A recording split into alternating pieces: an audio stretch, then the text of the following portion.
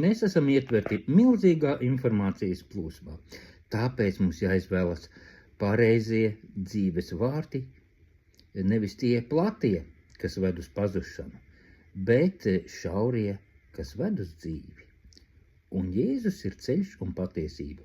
Un kad mēs skatāmies uz Jēzus ceļu un turpinām to ceļu, kuru mums ir radījis Jēzus, kad mēs sludinām patiesību, mūsu rezultāts ir skaists Dieva templis no dzīviem akmeņiem.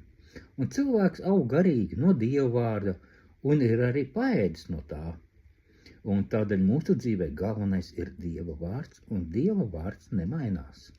Ja mēs dzīvojam pēc žēlastības, tas nozīmē, ka mums ir arī jāsaprot, kas ir tāda Dieva žēlastība.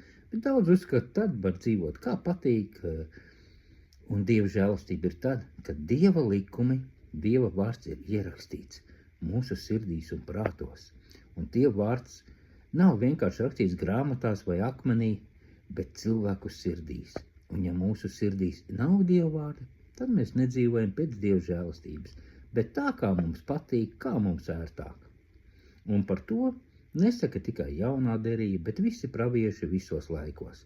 Tādēļ arī viņus un Dieva cilvēkus pasaule necieš, jo tā neglabā Dieva vārdu.